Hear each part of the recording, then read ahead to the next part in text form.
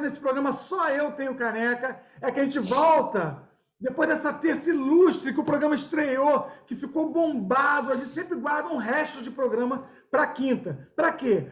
Para economizar, né? A gente fica com um dia só, a gente faz dois. Isso é bom, é saudável. Economizar o nosso tempo. Eu estou bebendo água na minha caneca. Algum de vocês tem caneca, não? Não. Não temos caneca. Um elenco cara. de pobre. Não, eu tenho, mas não aqui. Elenco de terceira, digno da Rede TV, esse elenco. É com essa frase que me queima no mercado televisivo, que eu recomeço Macacada Reunida de terça-feira passada, hoje quinta. Estamos lá de novo. Ó, o assunto bombou, o assunto vocês viram na internet, né? Como é que foi? Quer dizer, a gente não viu ainda, porque a gente está gravando para essa. Vai ficar confuso se eu tentar explicar, mas você já entendeu que essa porra está gravada. Hoje nós vamos falar, sabe o quê? Sobre a demonização do sexo. Isso mesmo, demonização do sexo ou santificação do não sexo, proposto por grupos, inclusive, religiosos, chamado Resolvi Esperar, Escolhi Esperar, alguma coisa desse tipo. Eu vou começar com Dani Wills, que, falando de sexo, vamos falar com o nosso galã, que é o cara que mais faz sexo nessa tela aqui. Ó. É o transante. É transante, menino. Mais fez sexo nessa uma doce menina pura, inocente, casada com o meu amigo Ronaldo, que há 13 anos sexo já não faz mais. O outro é um pastor. Pastor não transa. Baseado em que você diz isso, meu amor? Na vida, né? Na vida que a gente leva por aí. O outro é pastor, presume-se que pastor também não transa tanto assim. Dani, que é o nosso galã, é quem vai começar falando. Dani, o que você diz sobre a cultura da demonização do sexo, ou em contrapartida da santificação? Em que lugar o sexo está nessa história toda? É anjo, demônio, é uma coisa que humana, mais natural? Cara, fala aí. Cara, não sei se esse é o programa continuação, se é um novo programa, então olá a todos. Se for outro programa, corta o que eu falei ou não corta, vai depender. É o meu programa. Mas é o seguinte, é o meu programa, então tira o olá todo. É o meu programa exibido em outro dia. Ele dá trabalho para edição, né, cara? O negócio dele é gerar um problema para marear, sei lá, para quem que vai editar. Assim, tem um lugar aí desse assunto que é bem interessante, que é o troféu, né? Que é você se sentir diferente de alguém, melhor que alguém. Então, por exemplo, o sexo é muito usado como poder. Como poder de manipulação. Você saber sobre sexo é um poder gigantesco. Você saber se o sexo é pecado ou não, o que você pode fazer ou não, onde você pode botar a mão ou não. Nas igrejas, isso é usado como poder de manipulação. E é engraçado, porque meu pai, quando falou isso a primeira vez, eu levei um choque quando eu li isso, do meu pai escrevendo sobre, lá em Cantares de Salomão, quando o cara está descrevendo a mulher e a mulher, o cara, eles estão ali se lambendo, se lambuzando de amor um pelo outro, e o cara vai descendo e descrevendo a mulher com aqueles termos antigos, né? Porque os seus cabelos são como os ventos de não sei de onde, porque seus seios como os montes do norte, aquelas coisas antigas, suas pernas como de gazelas pelo campo, aquelas coisas. Cantada ruim pra caramba, né? Uma puta cantada ruim, escrota. E aí ele vai falando sobre a mulher e fala fala que ele vai beber o bom vinho no umbigo dela. Só que no original não está umbigo, no original está genitália, está falando que o cara vai chupar a mulher. E eles, em algum momento da civilização, aí na tradução, quiseram ser mais santos do que a tal palavra inspirada por Deus. E mudaram o original para umbigo. Mostrando que há uma discrepância, um distanciamento imenso do que é para o que falam que é. Com relação à minha vida, com relação a isso, eu, sem ter religião nenhuma, por mim mesmo, eu queria casar virgem quando eu era novo. E a minha grande expectativa era conhecer uma mulher só, ter uma mulher só, casar com ela, transar só com ela.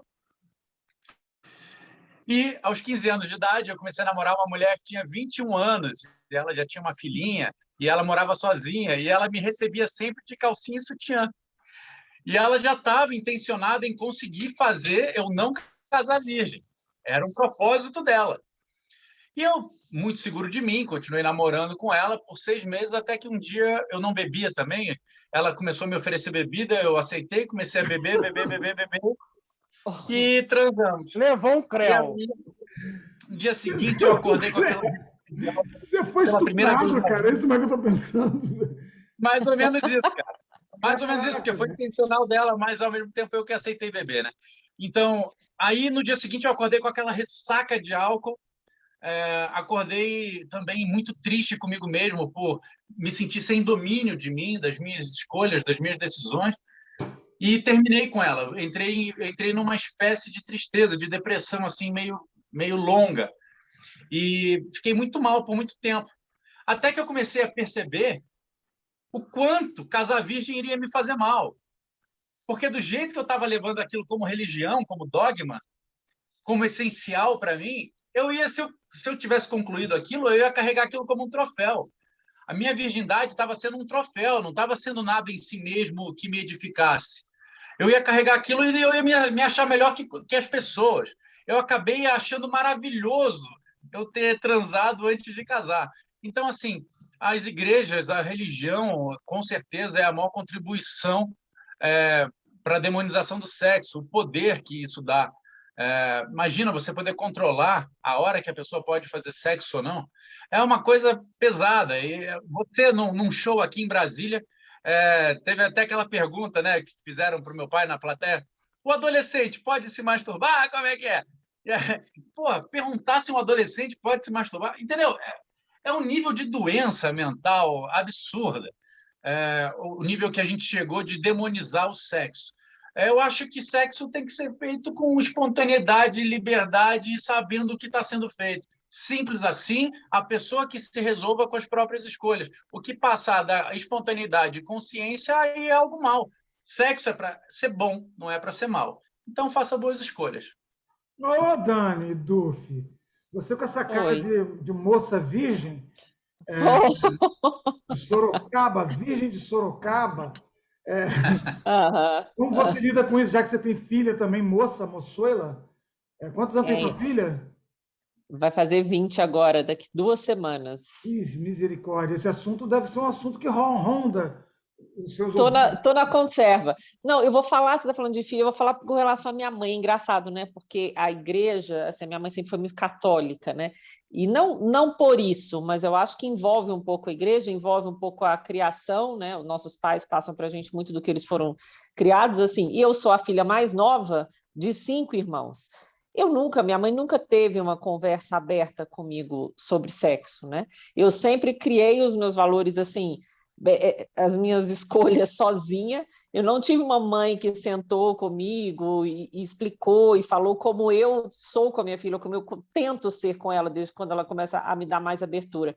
E eu lembro de uma coisa muito engraçada que aconteceu comigo, porque eu não fui, apesar de eu ter cara assim de doida, despirocada, eu não fui aquelas que eu não fui aquela adolescente, né? Porque hoje eu vejo umas meninas de 13, 14 anos já na vida assim enlouquecida.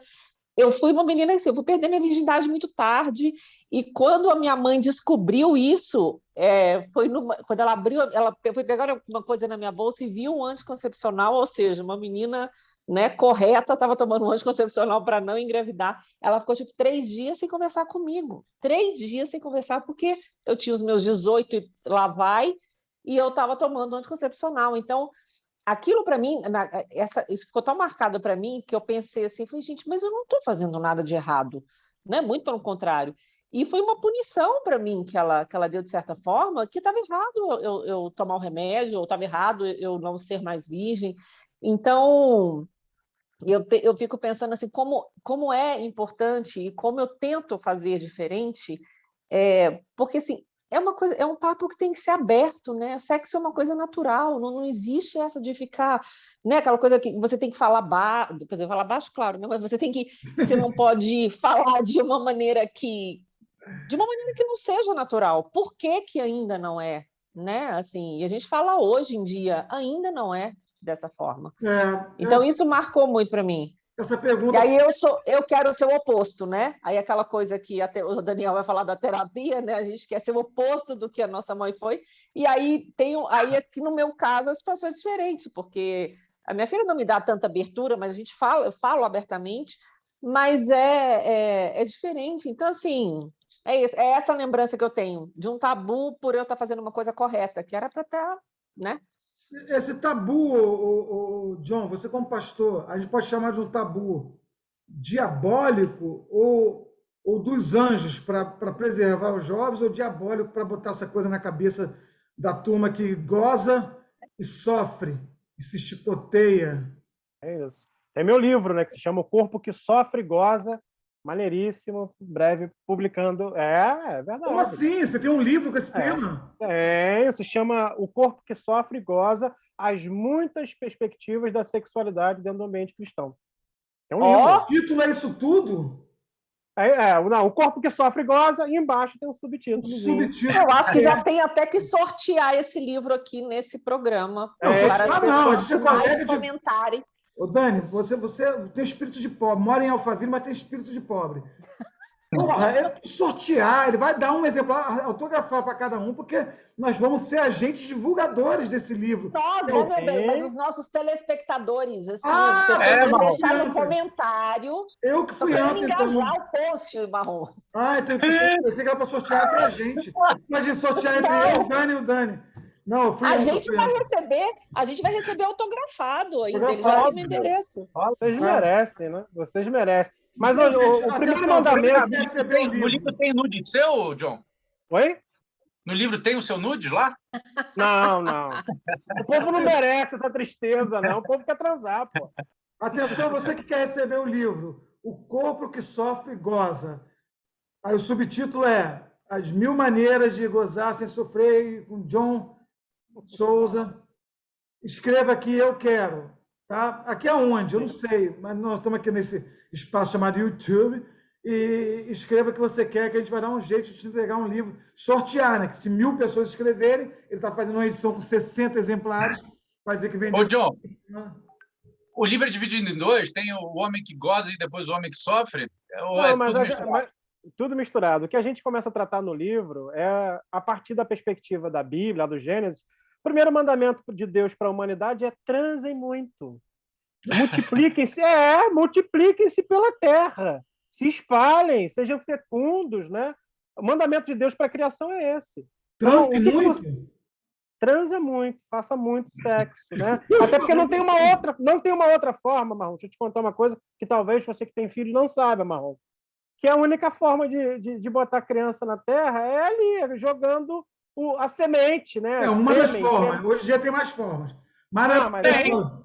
Você contrata o passarinho que traz a cegonha. Tem muitas formas. Não, tem inseminação artificial que a pessoa não precisa transar nesse Mas precisa do sêmen da sementinha. É verdade. Tudo bem, gente. Deus falou transe. Com a voz de Cid Moreira. Transem muito. Mas tem uma questão. Essa é uma questão. Que bom que Deus falou. Agora é problemático. Por quê?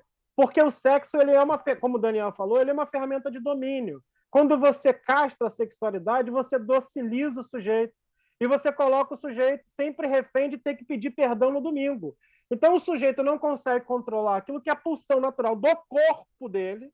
Ele precisa colocar para fora de alguma forma. E aí ele transa, se sente culpado e vai ter que ir na igreja pedir perdão no domingo. Isso faz manutenção do culto sobre o culto.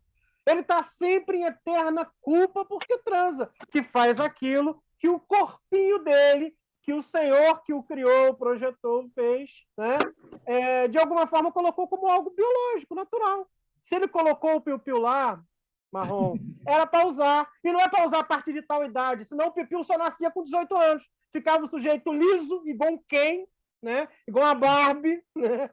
E aí, com 18 anos, que é a idade de transar, brotava o piu-piu. Não, está ali, sempre esteve ali para ser usado com todo carinho, responsabilidade, assim como o Daniel falou, sendo bom para todas as pessoas, tendo paz para se fazer, está tudo certo. O problema é que a igreja, ela utiliza essa ferramenta, ela captura o discurso para, de alguma forma, fazer manutenção do domínio sobre corpos e mentes. É assim que a igreja organiza o seu processo, Marrom. Quando Então, você fala igreja, não é melhor você falar a religião, porque...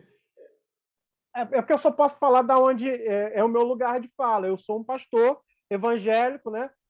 Se eu for falar sobre a questão dos espíritas, eu teria que participar desse assunto, porque não é tabu em tudo quanto é lugar, entendeu? Dentro da igreja evangélica, não. Dentro da igreja evangélica, por exemplo, existe um fenômeno, um grupo que é o escolhi esperar.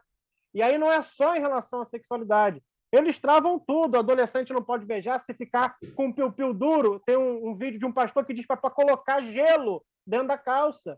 Então aí já começa a cultuar e cultivar absurdos que fazem parte da natureza humana, que é algo biológico, é o papai do céu que colocou lá o piu-piu e a pepeca. Foi Deus que colocou. Não tem outra utilização, inclusive o clitóris é só para ter prazer. É só para isso. Deus fez só para isso. Está lá, está no designer do clitóris, só sentir prazer. Não tem outra função. O piu-piu ainda está para fazer xixi, mas no clitóris não, é só para prazer. E já está lá.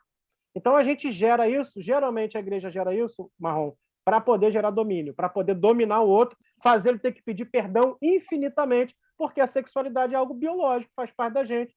É sentir tesão, tudo isso faz parte da humanidade.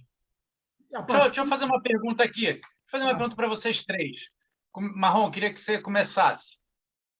Mesma pergunta para os três. Vocês já se sentiram, já passaram por isso? Vocês já se sentiram culpados por fazer sexo? Muito, muito. Eu sou o primeiro? Claro. Pronto, só queria a resposta mesmo. Não, muito, porque eu também fui criado nesse ambiente, né? Então, tipo assim, eu tocava uma bronha, assim, eu não quero ser esdrúxulo, ficar falando coisas... Uma punhetinha, Dani. Eu tocava uma punhetinha no final do banho, para acabar o banho, sair logo do banheiro e não ficar comigo sozinho. Tamanha era a culpa de uma punheta inocente. Punheta... porque Deus é o seguinte, Hitler, quem mata a criancinha, e o sujeito que toca uma bronha por dia está no mesmo inferno. Joga todo mundo lá. Exato. Se vocês, que são homens Marrom, já se sentiram culpados, imagina eu. Com toda certeza, bastante. Porque é uma coisa, assim, a mulher não pode falar que gosta, né? Não, o homem é normal, o homem pode falar que sim. Agora, se a mulher fala, nossa, já tem aquela... Então, com toda certeza, eu já me senti culpada. Hoje... Meu amor, hoje nada mais me pega. Ih, tu viu como essa mulher falou agora? Você viu? Hoje? Santa maturidade, né, gente? Eu nunca me senti culpado. Eu nunca me senti culpado. Essa liberdade é maravilhosa. Graças a Deus por isso. Eu nunca me senti culpado porque eu aprendi a mentir. Era uma beleza. Agora, eu tenho uma história real. Peraí, Marrom, calma aí. Explica isso aí, John. O pastor que mente, vamos lá. Mentir, claro. Aqui está toda a humanidade diante de vocês. É porque eu nunca senti nas minhas leituras sobre o Evangelho que Deus tivesse alguma crise com o sexo. E aí eu pensava, convém obedecer um sujeito que quer me dominar para que eu, de alguma forma, faça manutenção do projeto de poder dele, religioso. Ou convém olhar para o meu próprio corpo, para as minhas vontades, para aquilo que eu sou e seguir aquilo que eu acho que é real e que faz bem para mim. Entre uma coisa e outra, eu prefiro, inclusive, né, o sexo. Então, nunca tive crise com isso. Mas também aí você mentiu para quem? Para todo mundo. Mas tá namorando fulano, tá fazendo alguma coisa? Não, claro que não, pô. Tá maluco? Acho que eu vou fazer. É igual o cara que toma bomba, toma anabolizante, nunca toma. O cara tá forte pra caramba. Agora, uma história real sobre isso é que eu me converti num retiro de carnaval, gente. E no primeiro dia, eu sempre fui um cara questionador, sabe? No primeiro dia... eu já reuni a galera, já falei, a sacanagem trazer lança-perfume para o retiro de carnaval. Tudo bem que fui eu que trouxe, mas a sacanagem. Então, sabe, aquele cara que reúne a galera e já quer fazer a diferença. E aí, cara, tinha um pastor Chicão que ele batia na cara do sujeito, assim, ele é um cara que queria ser carinhoso, aquela mão bruta, ele fala assim, abençoado. Fala, uma coisa meio sensual, meio carinhoso, meio grosso. Fala, abençoado. Fala para o pastor quer ouvir. E eu, no primeiro dia, falei assim, pastor, eu tenho algumas coisas para questionar sobre a igreja, porque eu estou chegando agora, me converti agora. Ele, fala, abençoado. Eu falei, cara, pastor, a primeira coisa que eu queria falar para você, Eu acho estranho culto de manhã e de noite, por exemplo. Porque, pô, se eu venho de manhã, pô, me libera à noite, porque, pô, é muito culto num dia só, num domingo só, pô, domingo. Aí ele falou assim, aí não adianta, abençoado. Aí não adianta. O que mais, abençoado? Eu falei, pô, segunda coisa, pastor.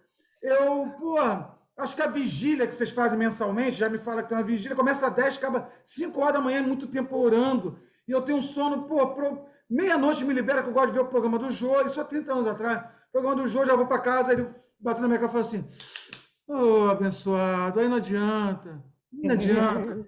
Aí eu falei, beleza, pastor. Cara, passou 2 dias, conheci a Raíssa no retiro de carnaval, e quando eu bati o olho na Raíssa, eu falei, eu quero casar com essa mulher. Eu falei, Raíssa, vamos namorar? Ela falou, não, você quer me namorar? Vamos orar 40 dias e 40 noites. E vamos fazer jejum. Porque aí Deus vai falar comigo se quer ou não. Pô, eu falei, Deus vai decidir se quer que você me namore. Deus deu um filho para morrer, para mim não vai dar um pitel desse para eu namorar. Mas tudo bem. Fiquei naquela coisa na cabeça. Falou, 40 dias sem fazer besteira, hein, Marrom? Para Deus abençoar, para a gente namorar ou não. Eu falei, cara, 40 dias sem fazer besteira é impossível. Vou evitar o palavrão, vou evitar o goró, recém-convertido. Fui conversar com quem? Pastor Chicão. Falei, pastor Chicão, ela pediu para ficar 40 dias sem fazer besteira, já cortei bebida na minha cabeça, já dominei minha mente. Para não beber uma cervejinha, já dominei minha mente, entendeu? Para não falar palavrão. Mas tem uma parada que eu faço aí, pastor, que 40 dias. Ele falou, o que é? Eu falei, pô, soco na bexiga. Soco na bexiga não tem jeito. A bronhazinha depois do banho, não tem jeito. Ele falou, não, mas calma aí, isso não é pecado. O corpo é teu, é você tocando o teu corpo. Vou te dar uma dica.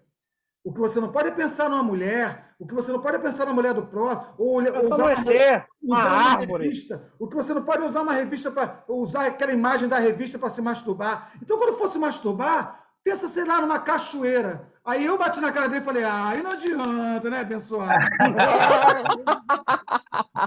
Não dá, né, velho? Pô, vai mentir para mentiroso? Não dá. Que merda, que merda. Mas, John, você foi um dos 3 aqui que lidou melhor com isso. Ainda bem que é online, ainda bem que tem distanciamento. Como você aconselha, então, o jovem que passou pelo Escolhi Esperar e caiu de paraquedas na tua igreja e falou assim, pastor, eu quero um aconselhamento. Eu estou aqui namorando há um ano e a cobrinha quer entrar na covinha. Como é que você aconselha essa juventude? A igreja ela não faz mediação do que é de foro íntimo, irmão. A gente não quer saber como que o outro está transando, se está fazendo sexo, como que é. Não é função da igreja. A igreja trata de regeneração, de justificação, de santificação, de cuidado ao pobre. A igreja ela cuida das pessoas, ela não quer saber como que o sujeito faz sexo, se faz sexo. Não é jurisdição da igreja. A gente tem que cuidar das pessoas, não cuidar como que elas fazem sexo, nem controlar como que elas fazem isso. Não é papel da igreja. Tem um pastor falastrão aí que gosta de ficar fazendo piadinha, que gosta de falar, é comediante, e bem ruim também. Bem ruim mesmo. Bem ruim também, porque eu sou o único comediante aqui. Bem ruim também. Não, porque tem outros comediantes igual esses no meio do... Ele é da arte, então. É da arte, do arte.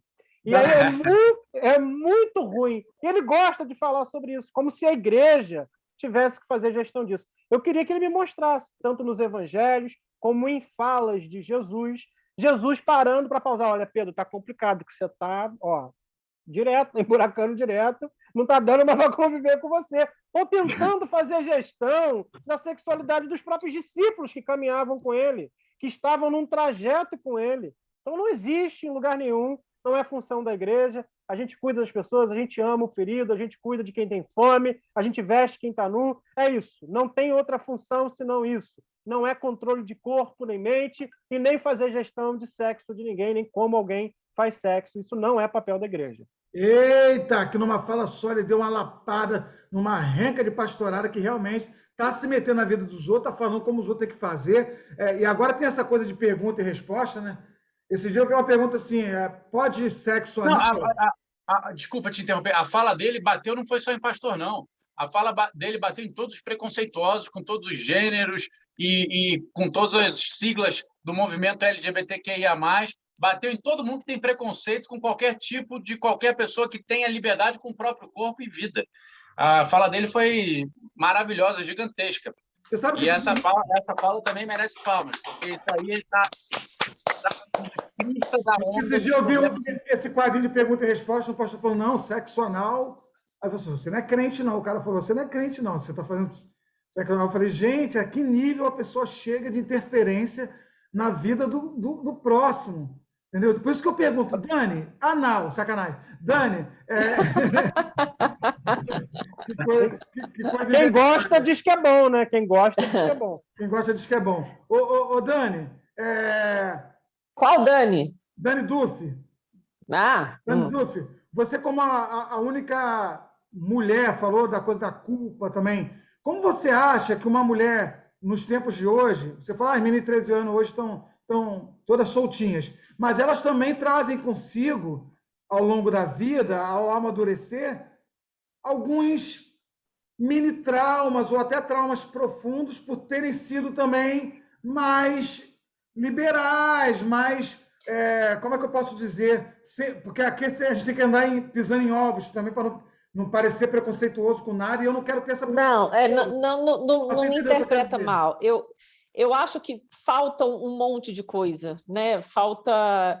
Quando eu falo assim, eu não falo com preconceito de idade, não é nenhum tipo de preconceito. Assim, eu acho que não existe mais uma orientação, não existe mais uma conversa aberta, e pelo fato de não existir várias coisas, as pessoas se perdem em vários momentos, em várias situações. Então, eu acho que às vezes começa uma vida sexual muito cedo, sem a menor instrução ou noção do ato em si. Então, existe uma falta de respeito, na verdade, uma falta de valores que se perderam. Não é? E eu, na minha opinião, eu acho muito cedo, é a minha opinião com relação a isso. Você acha que esse tipo de coisa devia ser comentado, discutido e ensinado na escola, por exemplo, educação sexual? Com toda certeza. Educação sexual, educação inteligência emocional, educação financeira, várias coisas que não tem na escola hoje em dia e que a gente, quando cresce, vai procurar isso de uma forma porque fica um vazio na nossa vida. Então, eu acho que é essa questão que quando eu falo isso, quando eu falo da idade do início muito precoce, às vezes é uma coisa de se sentir tão livre, de querer buscar e de fazer... E nem sempre você vai estar fazendo a coisa... Não é que a coisa certa. Vocês estão conseguindo pegar assim, o que eu estou querendo dizer para não ficar parecendo de uma maneira errada? Eu acho eu acho que é isso que o John falou. Pular muitas etapas, né? Mas isso que você falou, foi o John, que você falou... que a gente aqui não tem obrigação de concordar um com o outro. Eu acho isso muito bom, porque o John, como pastor, ele prefere não aconselhar e não fazer gestão dessa coisa toda. Você, enquanto menina... As pessoas querem... A gente percebe que existe uma vontade, uma necessidade de ser adulto muito rápido, de crescer muito rápido, de fazer coisas que você não está preparado para fazer. Você não tem maturidade ainda, não só sexual. Pensar então, que adulto transa o tempo todo também é uma ilusão, né? Mas assim, de pular etapas, né? Não, vou casar para transar. Tá perdido. Tá isso, vou sair da casa dos meus pais. Eu acho que são dois lugares extremos. Vou casar para transar, que é o escroto, e vou transar para ser gente grande, que é o outro extremo. Acho que 13 anos, por exemplo, a idade... meu filho tem 12, 13 anos, é criança e tem que ser tratado como criança. Eu, com 14 anos, tive de frente com uma periquitinha, uma menina que queria, porque queria, quando ela mostrou a calcinha, tinha um desenho da Mônica, juro para você, tinha um desenho da Mônica na calcinha, eu não sabia o que fazer com aquela calcinha da Mônica, nem com a periquitinha, fiquei perdido, 14 anos, eu sou uma criança não é, eu acho que tudo tem seu tempo, mas Daniel, parece que pensa, fala Daniel, faz esse arremate do que a gente está querendo dizer aqui, Daniel, pelo menos comigo. Olha, eu acho, é óbvio, não pode pular etapa, eu concordo totalmente, tudo tem seu tempo, só que a gente tem que entender também que os tempos estão sendo contados de forma diferente. Antigamente, as gerações eram calculadas a cada 15 anos.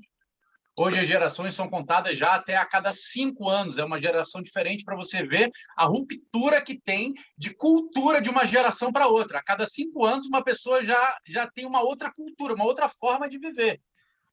Então, é completamente diferente eu com 12 anos e um adolescente com 12 anos hoje. Por exemplo, casos aqui, eu atendo muita gente, uma menina muito criança, com 9, 10 anos de idade, ela estava sendo orientada pelo TikTok por uma influenciadora qualquer, que não era nem tão influenciadora assim, era uma menina que ela assistia, a perder a própria virgindade com objetos. E ela, por curiosidade, começou a tentar entender como fazer isso. E aí você vê uma pessoa, uma menina de 9 anos, que não faz ideia do que é isso, pode seguir um conselho hoje em dia de uma pessoa em rede social, que o pai não está sabendo, a mãe não está sabendo, a realizar algo que vai, de repente, traumatizá-lo. Mas então você não acha que isso é uma coisa que falta na orientação, tanto familiar quanto na escola? Falta, sim. Vem em cadeia, né, Daniel? Falta orientação na escola, na família, e também falta intimidade. Falta mais do que orientação, é intimidade. Porque quando a criança e o pai têm intimidade, por mais que o pai tenha esquecido de orientar sobre algo, se a criança tem dúvida, ela vai espontaneamente falar sobre aquele assunto. Então, uma grande questão é o quanto a gente transforma em tabu dentro das casas, que é a demonização. Então, o tabu cria sombras, e toda sombra nasce coisas que a gente não tem poder sobre, nasce monstros. Então, é bom você, se está escutando aqui, você tem um filho adolescente, criança, converse sobre tudo, abra os assuntos, porque é melhor você ficar sabendo do que não ficar sabendo para poder dar uma orientação correta. Diga, John. Cara, eu vejo que o problema, né, ele vem em cadeia, né? O acesso irrestrito às redes, né? Uma criança que tá, você vai ver, eu baixei esse dia o TikTok porque um amigo me pediu para baixar para ele ganhar dinheiro. Não sei se isso é real ou se não é real, mas ele me falou, me passou um código, eu baixei. Quando eu baixei, já apareceu uma mulher rebolando a bunda na minha cara, mano. E aí não que eu não gosto, acho maravilhoso, mano. Mas eu acho que tem criança que não precisava ter acesso a isso. Que não precisa ter acesso. Não quer dizer que não deve, que não precisa, que não está na idade, que não é o tempo, né? Então, o acesso irrestrito às redes, o acesso irrestrito à tela, muito tempo sentado na frente da tela, sem fazer outras atividades, tudo isso vai gerar um problema, uma reação em cadeia. Então, assim, e tudo que você gera um assombro, fica aquela coisa muito assombrosa, gera curiosidade. Existem algumas coisas, Marrom, que se você não der tanta importância, do mesmo jeito que entrou, sai.